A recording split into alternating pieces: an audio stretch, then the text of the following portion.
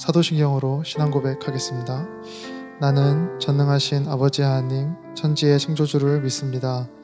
나는 그의 유일하신 아들 우리 주 예수 그리스도를 믿습니다. 그는 성령으로 잉태되어 동정녀 마리아에게서 나시고 본디오 빌라도에게 고난을 받아 십자가에 못 박혀 죽으시고 장수된 지 사흘 만에 죽은 자 가운데서 다시 살아나셨으며 하늘에 오르시어 전능하신 아버지 하나님 우편에 앉아 계시다가 거기로부터 살아있는 자와 죽은 자를 심판하러 오십니다. 나는 성령을 믿으며 거룩한 공교회와 성도의 교제와 죄를 용서받는 것과 몸의 부활과 영생을 믿습니다. 아멘. 우리 이 시간 잠시 감사의 기도를 드리겠습니다. 작년 한 해 우리에게 여러 가지 일이 있었지만 그럼에도 우리를 가장 선히 이끌어 오신 주님께 감사의 기도를 통해 영광 올려드리는 시간을 갖겠습니다. 다 같이 기도하겠습니다.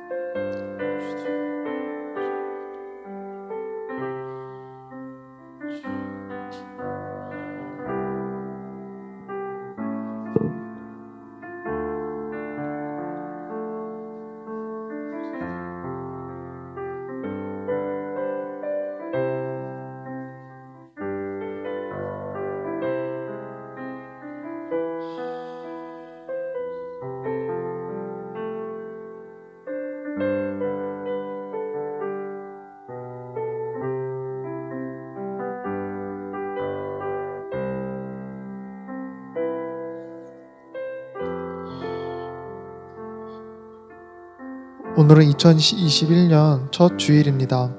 이번 한 해 우리에게 주어진 매 순간의 상황 속에서 타협하지 않고 합리화하지 않고 언제나 주님 앞에서 겸손한 마음으로 살아가며 주님의 말씀에 순종하는 한 해가 되게 해달라고 2021년 온전히 주님께 맡겨드리는 그러한 해가 되게 해달라고 우리 다시 한번 기도하겠습니다.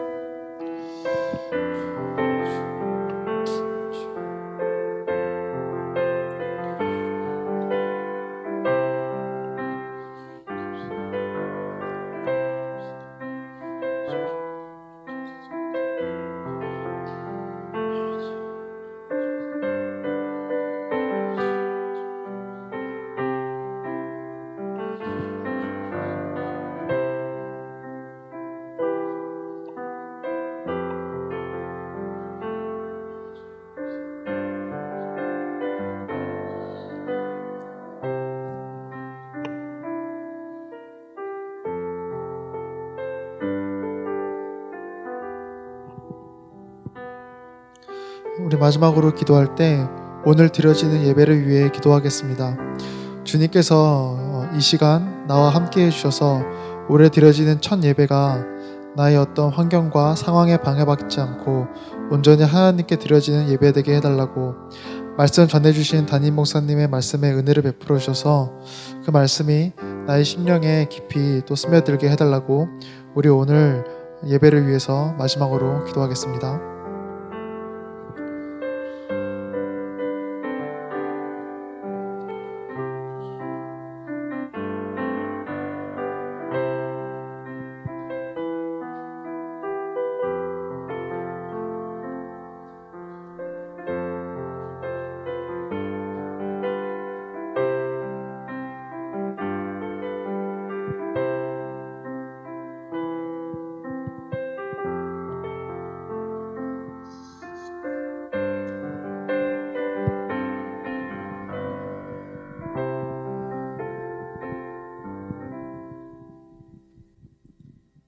사랑의 하나님, 2020년도에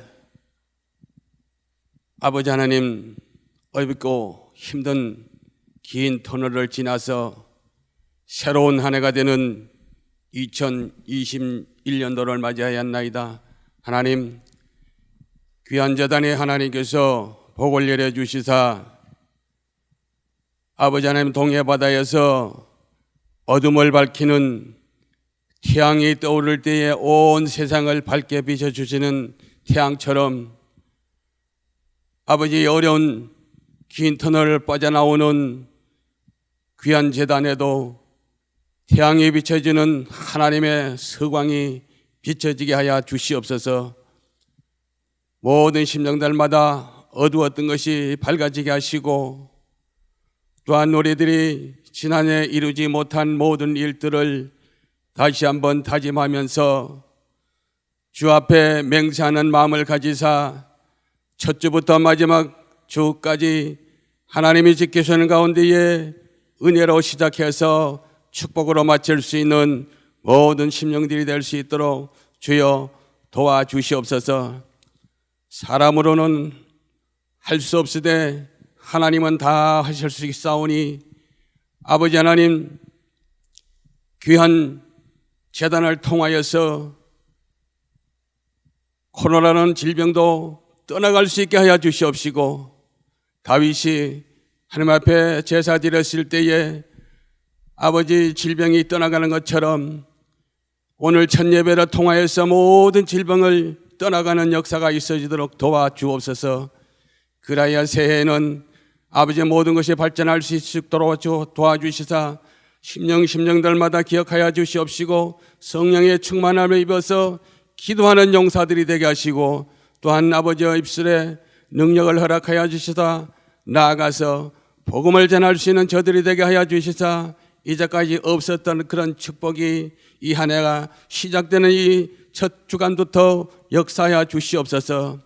오늘도 온라인으로 예배드리는 곳곳마다 하나님께서 역사하여 주시사 그곳에서도 아버지 하나님 할렐루야 영광이 나타날 수 있도록 도와주시고 하나님마다 아버지께서 지켜주시는 가운데에 아버지 서광이 비춰질 수 있는 모든 가정들이 되게 하여 주시옵소서. 이제까지 없었던 그런 축복이 다시 한번 시작될 때에 아버지 이 교회에는 차고 넘쳐서 아버지는 일부에는 100명 이상의 예배 드릴 수 있도록 도와주시고 2부에는 200명 이상의 예배 드려서 하나님 앞에 영광 돌릴 수 있도록 도와주시옵소서. 모든 사람들마다 하나님이 만날 때마다 아버지 하나님을 전할 수 있는 귀한 하나님의 아버지의 아름다운 성령이 심정들마다 늘 있어져서 올 한 해 처음 먹은 마음이 아버지 하면서 시그러지지 않도록 도와주시고 우리가 예수님을 처음 만나서 기뻐할 때처럼 기뻐하는 한 해가 될 수 있도록 도와주옵시고 특별히 아버지의 몸된 재단을 위해서 이모저모로 수고하는 손길들 그 손길들 기억하신 바 되게 하여 주시사 아버지 아버지 수고하는 수고를 잃지 않고 아버지 그가 바라고 원하는 모든 것이 주 안에서 형통할 수 있도록 도와주시고 특별히 건강을 허락하여 주셔서 하나님께 아버지 하나님 건강을 자랑할 수 있고 십자가를 자랑할 수 있는 모든 심령들이 되게 도와주시옵소서. 하나님 오늘도 말씀을 정하는 목사님 아버지의 영육간의 건강을 허락하시다 성령의 충만함을 있게 하여 주시옵시고 오늘 성령의 불같은 말씀이 떨어질 때에 우리가 마음을 먹고 각오하는 모든 일들이 아버지여 시작부터 끝까지 아버지 역사가 나타날 수 있는 귀한 재단 될 수 있도록 도와주옵소서.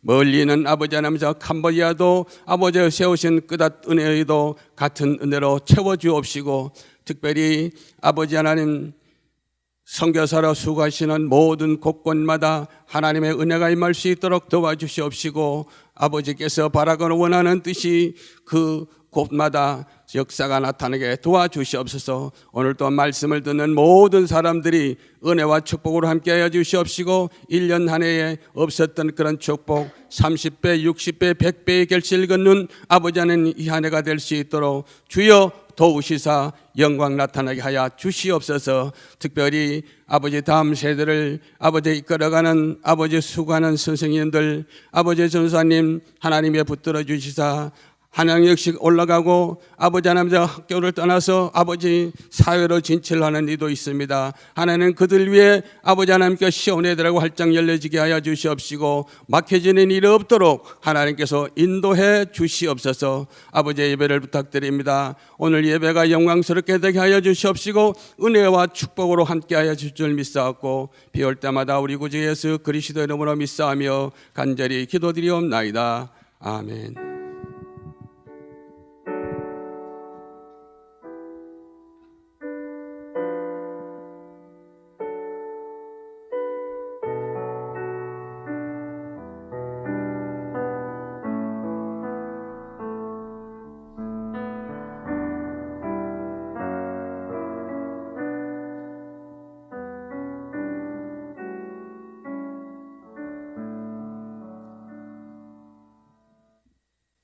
네, 가정에서 예배 드리시는 성도님들 한 분 한 분을 주님의 이름으로 환영하고 축복합니다. 아멘. 네, 2021년 우리 첫 주일 예배입니다. 많은 어려움들이 있지만 우리가 주님과 동행하면서 믿음으로 승리하며 나아갈 때 주님께서 우리를 선한 길로, 승리의 길로 인도해 주실 줄로 믿습니다. 우리가 그런 마음을 가지고요, 우리가 함께 찬양하며 나아가도록 하겠습니다.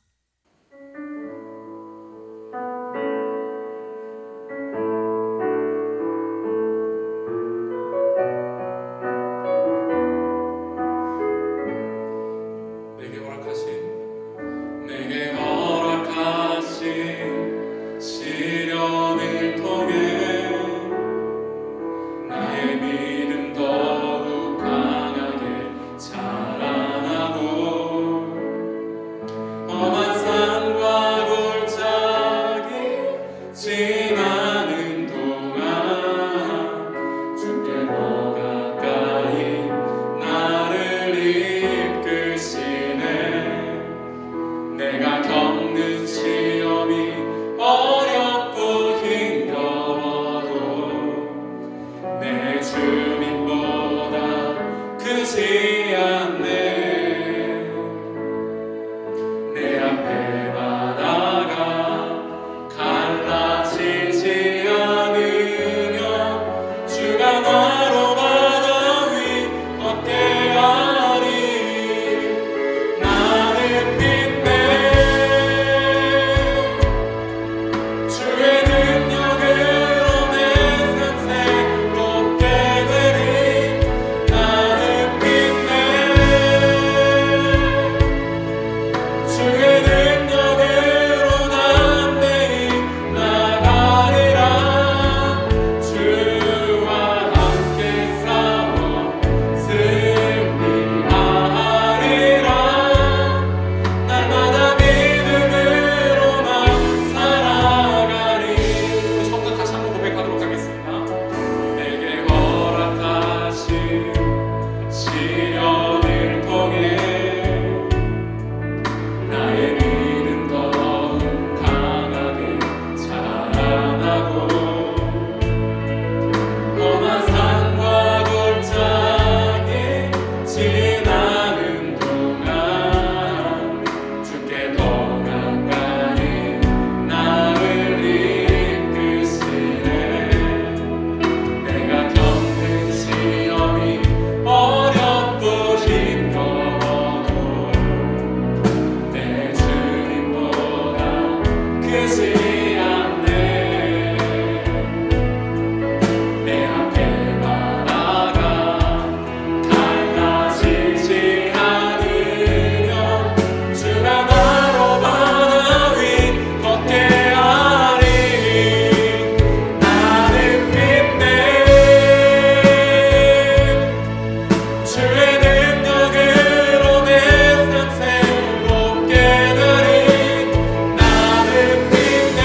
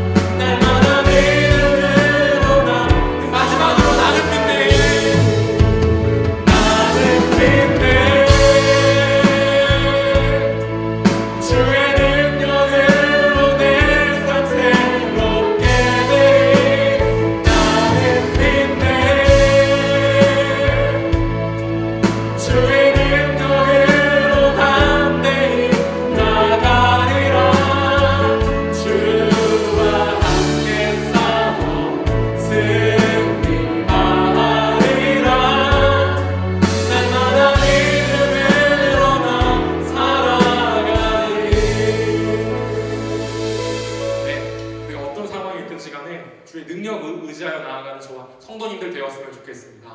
아멘. 우리 함께 시간 박수 치시면서요, 우리가 기쁨으로 찬양하며 나아가도록 하겠습니다. 우리 박수 치며 찬양하겠습니다. 주님은 우리의 소망이십니다. 주님은 우리의 희망이십니다. 주님은 우리를 기쁘게 하시는 분이십니다. 우리가 그 주님을 찬양하며 나아갑시다. 기뻐해 주 안에서 기뻐해 주님 주신 기쁨으로 기뻐하라. 주 안에서 기뻐해 주 안에서 기뻐해 주 안에서 기뻐해 주의 힘은 주를 기뻐하는 것. 우리 처음부터 다시 한번 고백합니다. 주 안에서 기뻐해 주 안에서 기뻐해 주 안에서 기뻐해 주님 주신 기쁨으로 기뻐하라. 주 안에서 기뻐해 주 안에서 기뻐해 우리의 힘은 주를 기뻐하는 것. 기뻐 춤을 추며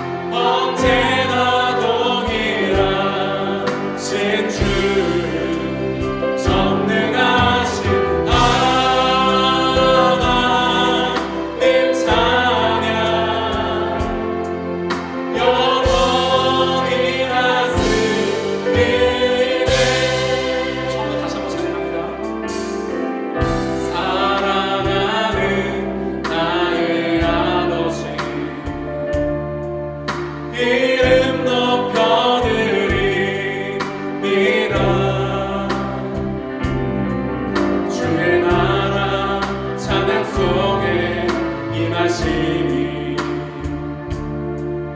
능력의 주께 찬송하네.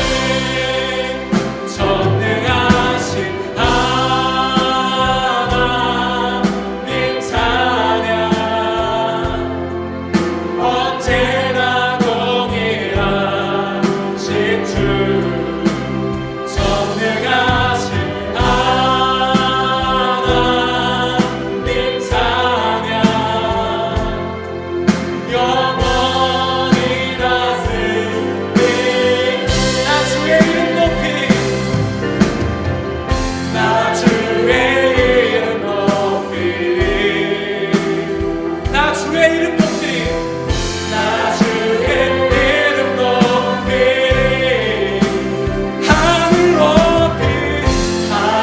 높이 올릴 깃발처럼 주의 이름 높이리. 전능하신 하나님 찬양 언제나 동일하신 주. 전능하신 하나님 찬양 영원히 전능하신 하나님 찬양 전능하신 하나님 찬양 언제나 동일하신 주. 전능하신 하나님 찬양 영원히 다스리네. 영원히 다스리네. 영원히 다스리네. 영원히 다스리네.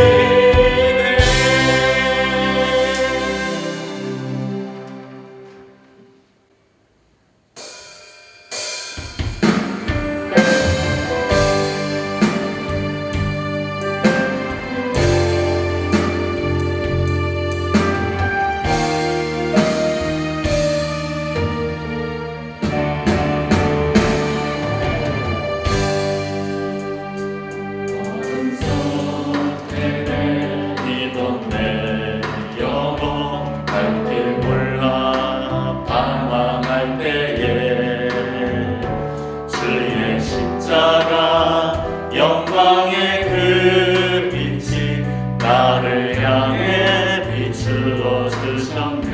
주홍빛보다 더 붉은 내 죄 그리스도의 피로 씻기어 완전한 사랑 주님의 은혜로 새 생명 주께 얻었네. 은혜 아니면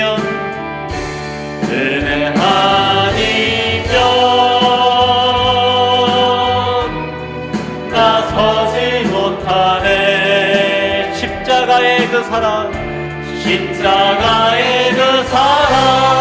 능력 아니면 나서지 못하네. 은혜 아니면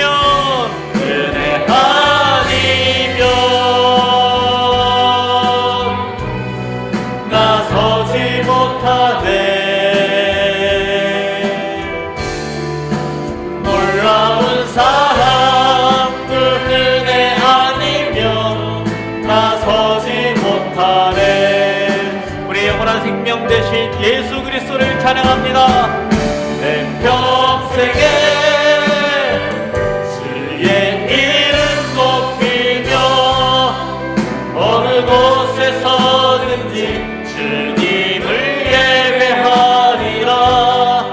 내가 받는 모든 아버지의 영광이 선포돼야 하리. 찬양하며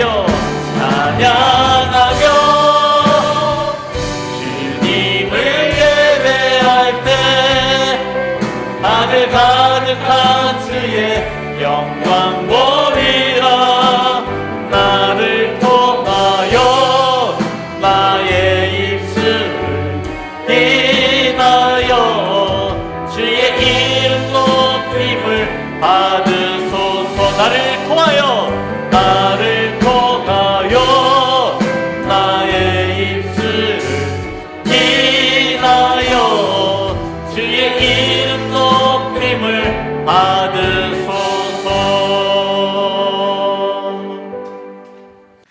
거룩하시고 존귀하신 하나님 아버지, 하나님의 백성들이 각 가정에서 주님을 향하는 마음으로 정성과 마음을 다해 주님을 예배합니다.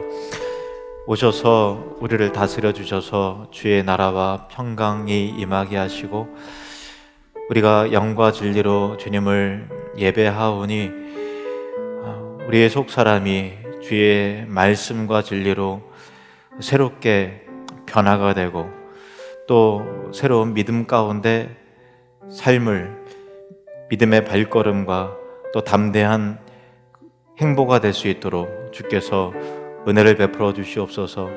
하나님, 2021년 첫 주일 예배를 드리게 하심을 감사합니다. 주님, 믿음의 발걸음 가운데 올 한 해도 주께서 계속해서 동행해 주시는 은혜와 증거를 경험케 해 주시옵소서. 정성을 다해서 준비된 예물을 주 앞에 드립니다. 드리는 손길들을 기억하셔서 우리의 삶의 현장과 가정 가운데 일터마다 주의 능력과 지혜와 아름다우심과 영광이 드러나 열매 맺게 하시옵소서. 예수님의 이름으로 기도드립니다. 아멘.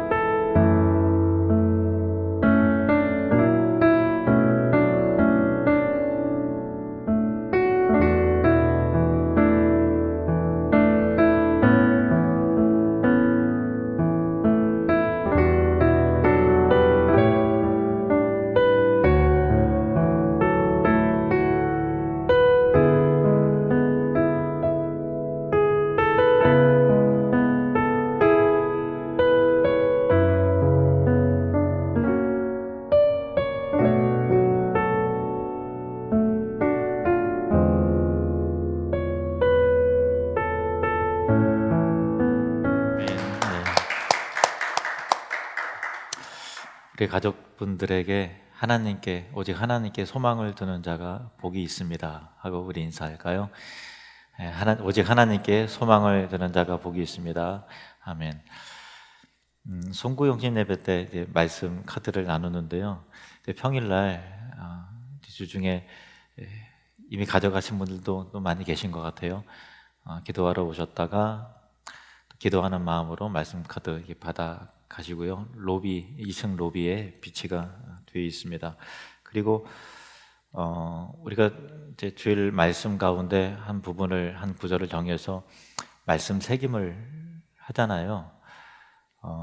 잘 하시는 분도 계시고 또 잘 안 되고 계신 분들도 계실 텐데 그런 것도 좀 도움을 드리려고 우리 그 심교훈 형제 통해서 앱을 하나 만들었어요.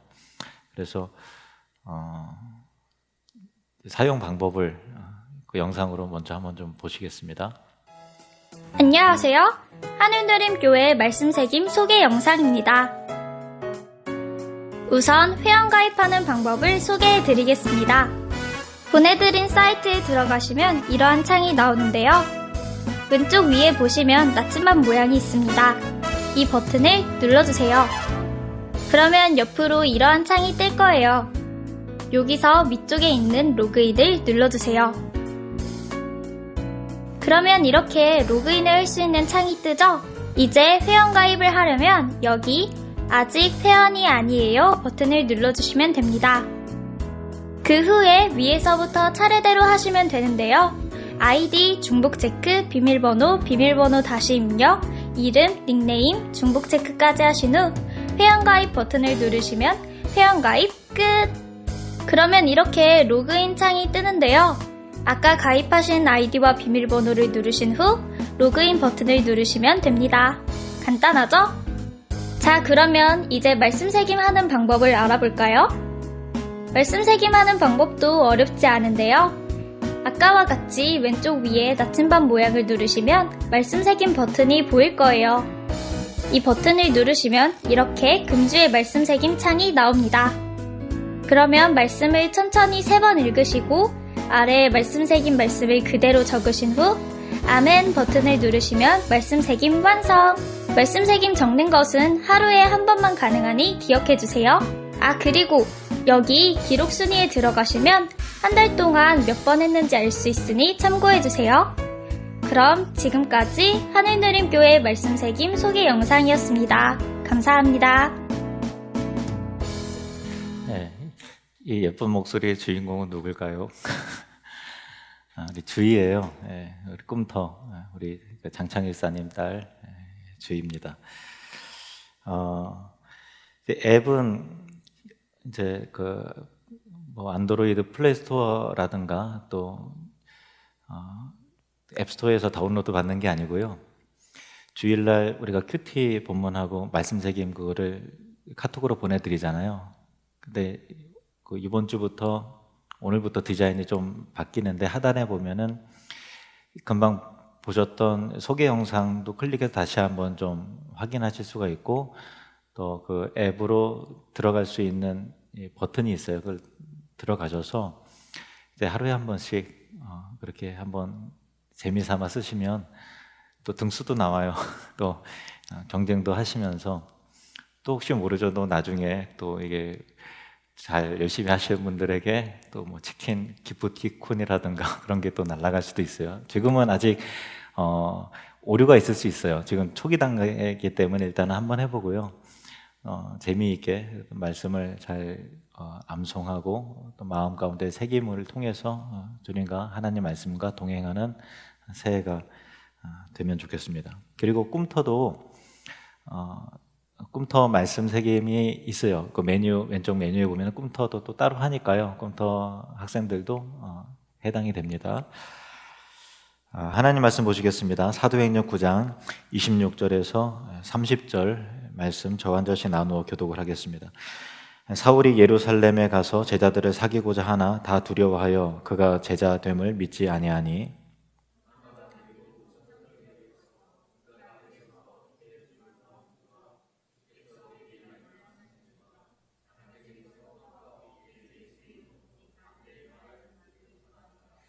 사울이 제자들과 함께 있어 예루살렘에 출입하며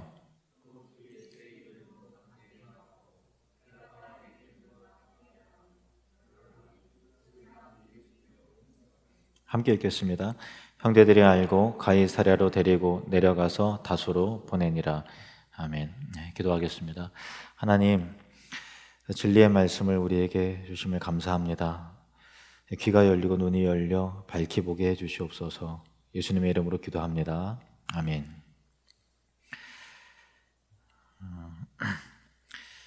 다메섹 도상에서 예수님을 부르심을 받아서 예수 그리스도의 복음의 증인이 된 사울은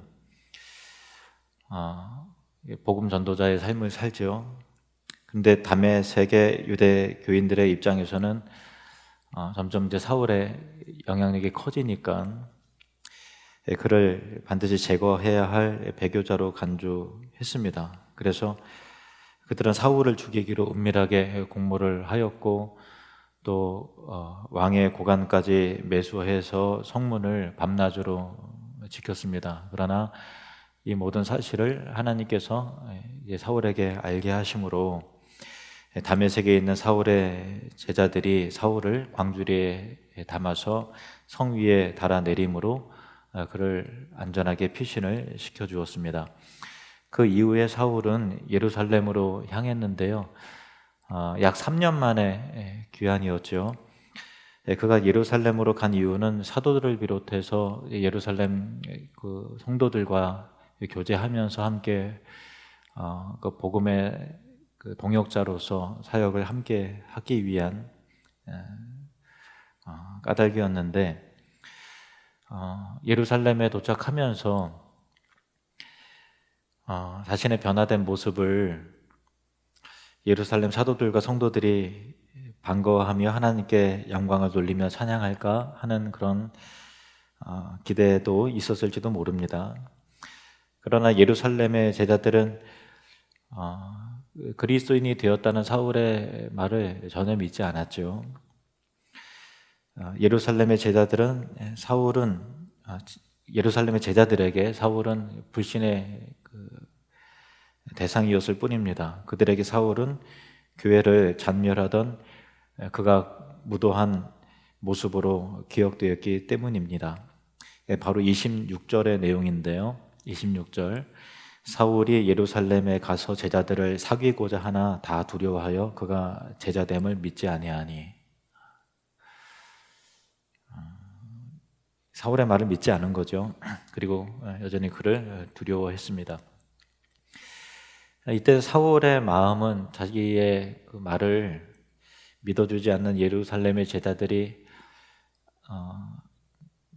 이해가 되면서도 동시에 상심이 컸을 거예요. 얼마 전까지만 해도 다메섹 유대교인들에게도 죽어 없어져야 될 그런 대적이 되어서 간신히 피신해서 이곳에 당도했는데 예루살렘 기독교인들에게도 여전히 믿지 못할 존재, 또 환영받지 못하는 그런 자신의 처지가 참 서글펐겠죠. 그런 28절에 놀라운 반전이 기록되었는데요. 28절, 29절, 사울이 제자들과 함께 있어 예루살렘에 출입하며 또 주 예수의 이름으로 담대히 말하고. 28절부터 보면은 사울이 제자들과 함께 있음으로 예루살렘에 출입했다라는 거예요. 그러니까 예루살렘을 이제 자유롭게 왕래하고 다닐 정도로 마음껏 드나들었다는 거죠. 제자들과 함께, 사도와 함께, 그리고 함께 동역함으로 복음을 전했던 것인데, 그 26절하고 28절 그 사이에 도대체 어떤 일이 일어났길래 이렇게 놀라운 반전이 있었던 것일까 하는 의문이 들죠. 27절 말씀을 보시면요, 바나바가 데리고 사도들에게 가서 그가 길에서 어떻게 주를 보았는지와 주께서 그에게 말씀하신 일과 다메섹에서 그가 어떻게 예수의 이름으로 담대히 말하였는지를 전하니라. 사울이 곤란에 처하자 바나바가 그리스도인 되었다는 사울의 그 말이 모두 사실임을 그 보증해 주었다라는 거예요. 근데 그 바나바가 이 사울과 언제 이렇게 사울을 언제부터 알게 되었고 언제부터 그와에게 교제하고 그와 친밀해졌는지는 성경이 말하고 있지 않기 때문에 알 길이 없습니다만은 중요한 점은 예루살렘의 제자들이 처음에 사울의 말을 이렇게 불신하다가 바나바가 그렇게 말하니까 바나바의 말을 듣고 그들이 불신하고 의심했던 사울을 믿음의 형제로 그제서 이게 받아들여 줬다라는 거죠. 예루살렘의 제자들이 사울은 믿지 못해도 바나바의 말은 전적으로 신뢰했다라는 것입니다. 그 이유는 간단합니다. 평소에 신실한 삶을 사는 바나바가 허튼 말을 할 리가 없다라고 생각을 했기 때문이죠. 앞서 사도행전 4장에 보면은 그 바나바의 삶의 한 단면을 보여주는 내용이 소개가 되었는데요. 사도행전 4장 36절에서 37절 말씀을 보시면요. 구브로에서 난 레위족 사람이 있으니 이름은 요셉이라 사도들이 일컬어 바나바라 번역하면 위로의 아들이라 하니 그가 밭이 있음에 팔아 그 값을 가지고 사도들의 발 앞에 두니라. 이렇게 소개가 되어 있죠. 바나바의 본명은 요셉이고요. 그리고 지중해에 있는 섬 구브로에서 태어난 헬라파 유대인이었습니다. 그리고 그는 레위족이었어요. 근데 그가 낙심하고 절망한 사람들에게 예수님의 마음으로 찾아가 위로하고 또 격려함으로 사람을 잘 세워주는 일을 참 잘했기 때문에 사도들이 이 요셉을 그 위로의 아들이라고 해서 바나바라는 또 다른 이름을 붙여주었던 거예요. 그가 주님 안에서 평소에 얼마나 많은 사람을 위로하고 또 따뜻하게 격려하는 삶을 살았으면 사도들이 그의 그 본명을 두고 굳이 그를 바나바라, 그러니까 위로의 아들이라 이게 불렀을까요?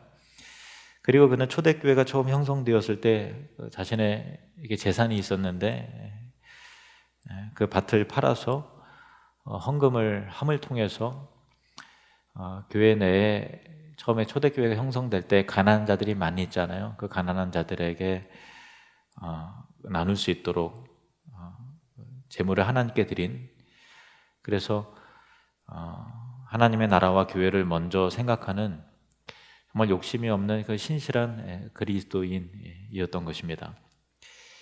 이와 같이 바나바의 말을 사도들이 신뢰했다는 것은 그의 말이 논리정연했다는 그런 의미가 아니라 그의 삶이 그의 말의 무게감을 뒷받침했다는 것이죠. 그러니까 말의 경중은, 무겁고 가벼움은 그의 그 삶에 기인하는 것이죠. 그 삶에 의해서 판가름 나는 것입니다. 삶이 진실하면 그 말도 진실하고요. 그리고 삶이 무게감이 있으면 그의 말도 가볍지 않죠. 묵직한 그 뭔가가 있는 것입니다.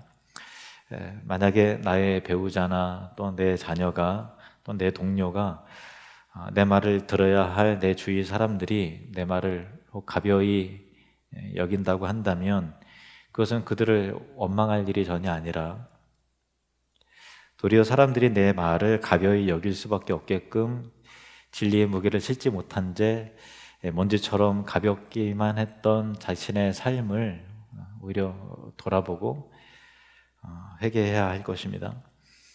사울도 마찬가지였습니다. 처음엔 예루살렘의 제자들이 사울의 말을 믿지 않았죠. 회심하기 전에 그의 삶이 바로 그러했기 때문이었습니다. 그러나 시간의 흐름에 따라 그 사울에 향한 신뢰는 더 깊어져만 갔고요. 그리고 그 깊이가 어느 정도였는가 하면은 주님께서도 그를 전폭적으로 신뢰하셔서 그의 말과 그의 글이 계시의 말씀인 성경이 되게끔 하셨다. 그 정도로 그는 그 말의 무게가 삶의 무게와 함께 진해졌던 것입니다. 그 모든 것은 사울이 예수님을 만난 이후에 세상을 향해 뒤돌아보지 않고 초지일관 주님을 쫓는 제자의 삶을 살았던 것이고, 자신의 생명과 삶의 안위보다 먼저 하나님의 영광과 복음의 가치를 두고 하나님 앞에서 진실하고 충성스럽게 삶을 살았던 그 결과였던 것입니다. 사울은 과거에 그릇된 삶으로 인해서 동료 그리스도인들로부터 배척과 불신당하는 수모를 겪기도 했지만, 주님 안에서 새로워진 그의 삶으로 인해서 주님과 사람의 신뢰를 점점 더 깊게 입는 진정한 그리스도인이 되어져 갔습니다. 아무 말이나 사람을 살려내는 것이 아닙니다. 무게를 지닌 말만 사람을 살립니다. 말은 우리의 입에서 나오지만 그 무게와 신뢰는 인격과 삶에서 나오기 마련이죠. 우리의 인격과 삶이 영원하신 주님의 말씀에 뿌리내리지 않으면 안 될 이유가 바로 여기 있습니다. 마태복음 12장 35절에서 37절 말씀, 우리 함께 읽겠습니다. 선한 사람은 그 쌓은 선에서 선한 것을 내고 악한 사람은 그 쌓은 악에서 악한 것을 내느니라. 내가 너에게 이르노니 사람이 무슨 무익한 말을 하든지 심판날에 이에 대하여 신문을 받으리니 내 말로 의롭다 함을 받고 내 말로 정죄함을 받으리라. 아멘. 계속 보겠습니다. 한편 이 바나바의 신원 보증으로 신뢰를 회복한 사울은 드디어 사도들을 비롯한 예루살렘 제자들과 함께 있을 수 있었습니다. 그리고 그가 원하던 대로 그들과 함께 열심히 복음 사역에 동참할 수 있었죠.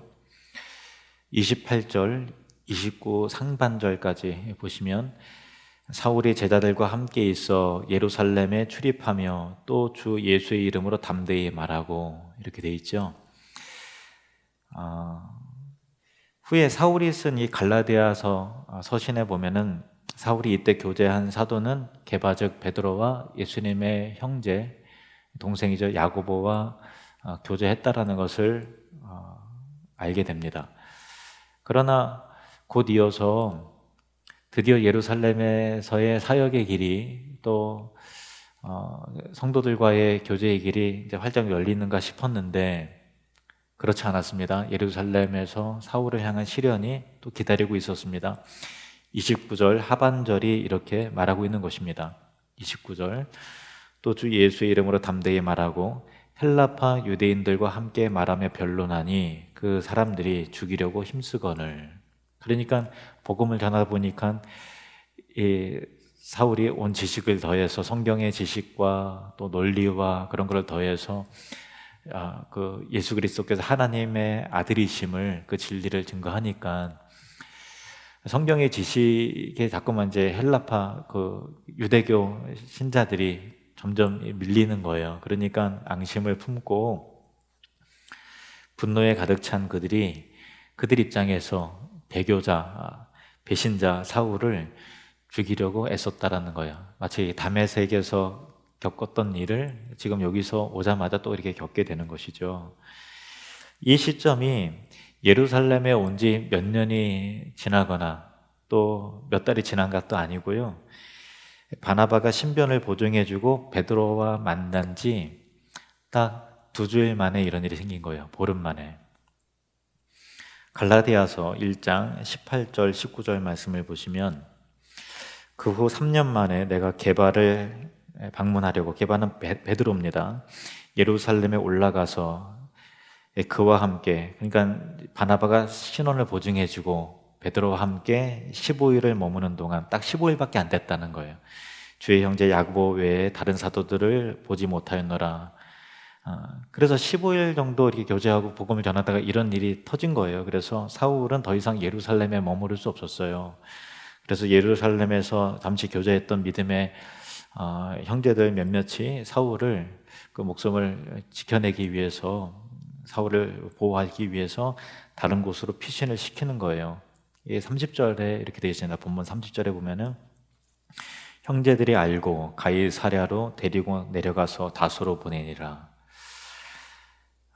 그러니까 예루살렘에 있던 헬라파 유대인들이 집요하게 사울을 죽이려 함을 알게 된 성도들이 사울을 데리고 이제 가이사랴 빌립보 거기까지 함께 갔다는 거예요. 예루살렘에서 가이사랴까지는 약 90km 정도 되는 먼 거리입니다. 그들이 그렇게 멀리까지 가이사랴까지 사울과 동행한 것은 본래 유대교 열혈 신봉자였던 사울이 유대교 내에서 널리 알려진 인물이니까 혹 길 위에서 유대교인들로부터 또 그 사례를 또 위협을 당할지도 모를 신변 위협으로부터 사울을 보호하고 지켜주기 위함이었던 것이죠. 가이사랴에 이른 믿음의 형제들은 그곳에서 사울과 작별하면서 사울의 고향인 길리기아의 다소로 사울을 이제 보냅니다.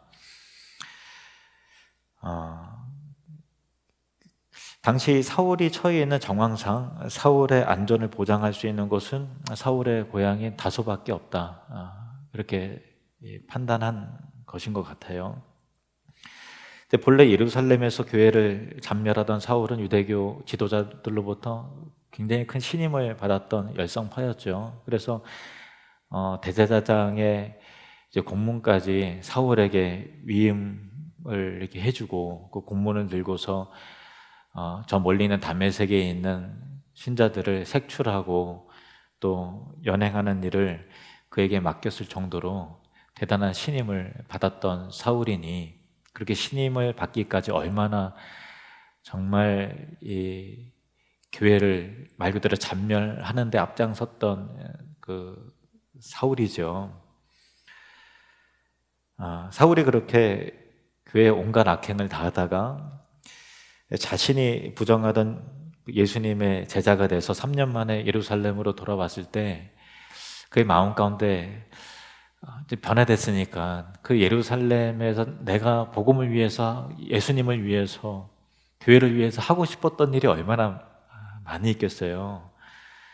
사울의 입장에서 그 빚진 자의 심정으로 더 열심히 복음을 전하고 예루살렘 집집마다 문을 두드리며 방문하면서 예수님이 하나님의 아들이시며 참 그리스도시라고 증거하고 전하고 그렇게 하고 싶은 마음이 가득했을 거예요. 그래서 비로소 이제 예루살렘에서 복음의 길이 딱 열리는 그 순간에 불과 보름 만에 그 꿈과 사역을 다 접고 예루살렘을 떠나 고향 다소로 낙향할 수밖에 없었던 것이죠.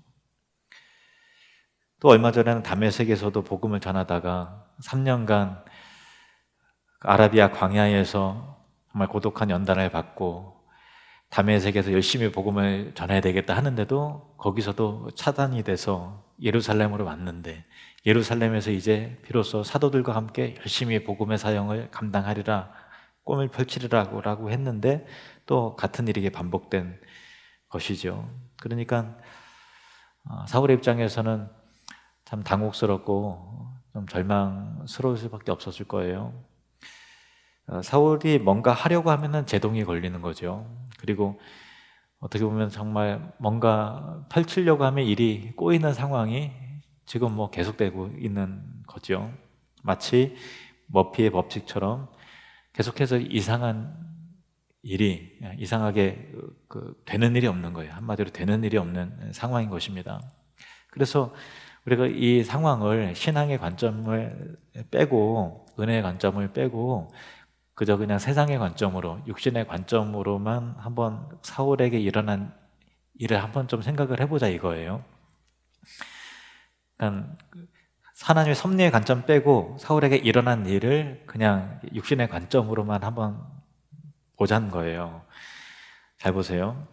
계획을 품고서 대제사장의 공문을 받아서 다메섹으로 가는데 정오의 태양보다 더 비친 빛이 일행들에게 다 비쳤는데 하필 사울만 눈이 멀은 거예요. 그렇죠. 사울만 눈이 멀었어요. 동행들은 한 사람들은 다 멀쩡했는데 사울만 이런 일을 겪었습니다. 그리고 아라비아 광야에서 다메섹으로 돌아와 본격적으로 복음을 전하려 했지만 살해 위협을 받고서 준비된 것들을 펼칠 기회가 없었어요. 더 이상 사역할 수밖에 없었고, 사역할 수 없이 도망칠 수밖에 없어요. 그것도 창피하게 광주리 속에 들어가서. 이번에는 예루살렘에 가서 성도들과 교제하려고 했지만 아무도 자신을 믿어주는 사람 없었어요. 참 절망스럽겠죠. 간신히 바나바의 도움으로 이제 자신의 진실함이 입증이 되었고, 이제 빚진 자의 마음으로 본격적으로 이렇게 빚진 자의 마음으로 열심히 복음을 전하자 사역에 임하려고 했지만 단 2주 만에 사역을 접고 철수해야 했던 것입니다. 말 그대로 되는 일이 없는 그런 상황입니다. 그런데 이번에는 이 사울에게 일어난 일을 육신의 관점으로 이렇게 봤으니까 이제 영의 관점으로, 은혜의 관점으로, 믿음의 관점으로 한번 살펴보길 원합니다. 같은 일인데 이렇게 해석이 달라지죠.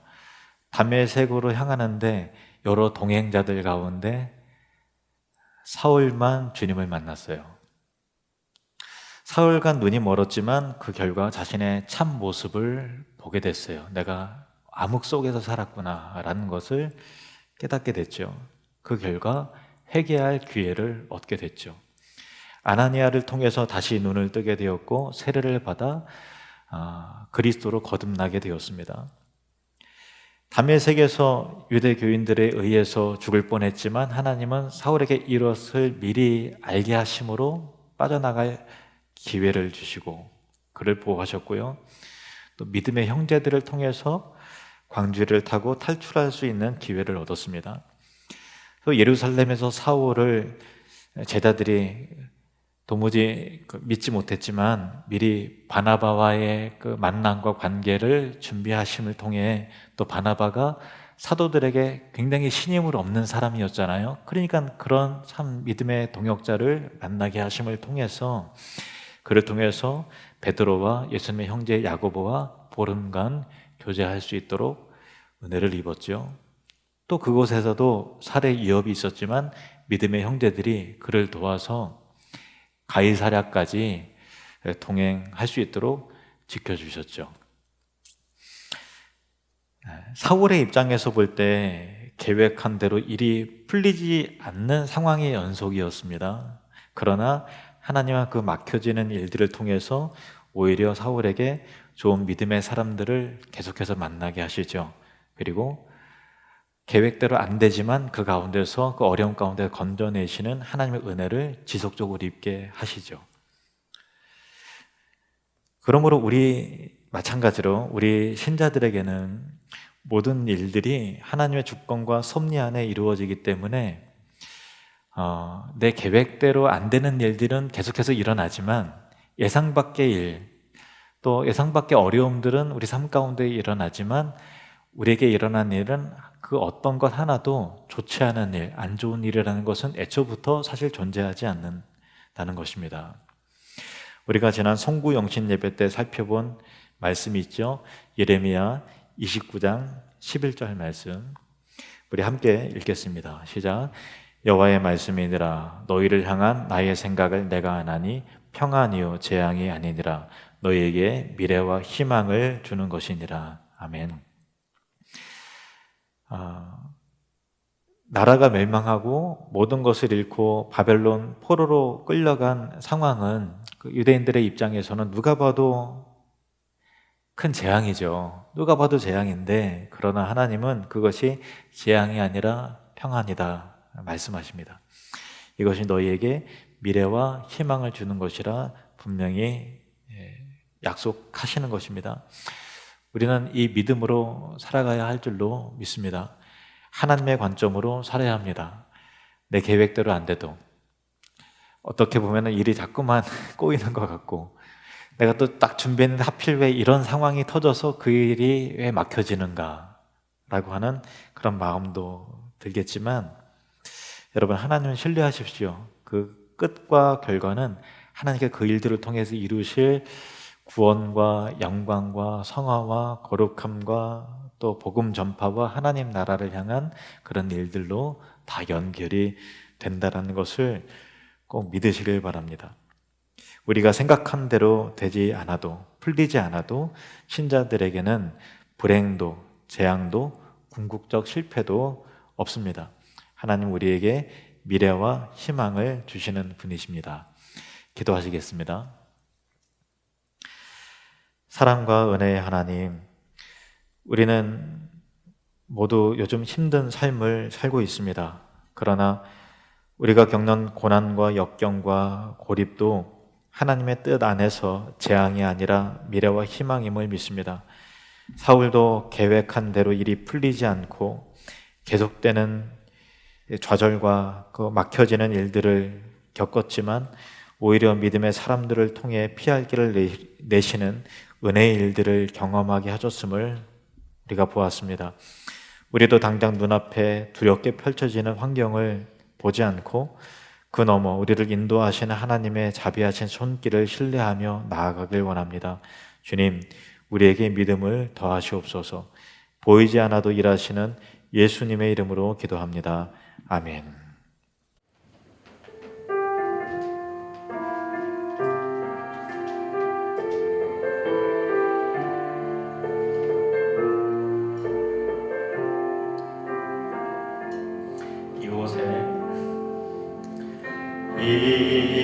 이곳에 생명샘 솟아나 눈물 볼짝 지나갈 때에 머잖아 열매 맺히고 웃음소리 넘쳐나리라. 한 번 더 고백합시다. 이곳에 생명샘 솟아나 눈물 볼짝 지나갈 때에 머잖아 열매 맺히고 웃음소리 넘쳐나리라. 꽃들도 구름도 바람도 넓은 바다도 찬양하라 찬양하라 예수를. 하늘을 울리며 노래해 나의 영혼아. 은혜의 주 그날에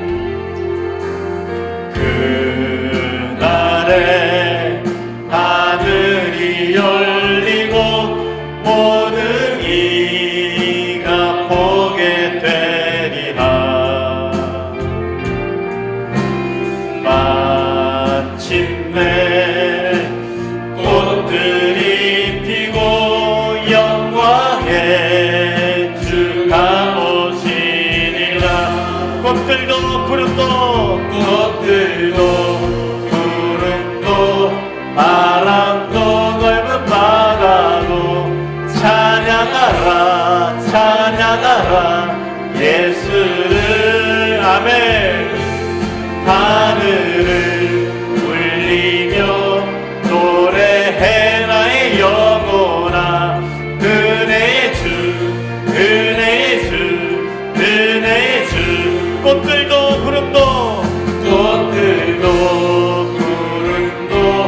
바람도 넓은 바다도 찬양하라 예수를. 하늘을 울리며 노래해 나의 영혼아. 은혜의 주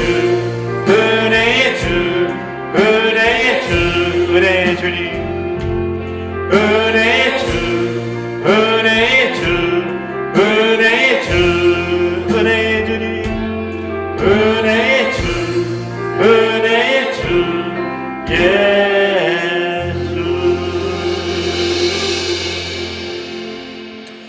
지금은 우리 주 예수 그리스도의 은혜와 하나님 아버지의 사랑하심과 성령님의 교통하심이 천국을 누리며 확장하는 사람들 가운데 이제로부터 영원히 함께 있을지어다. 아멘.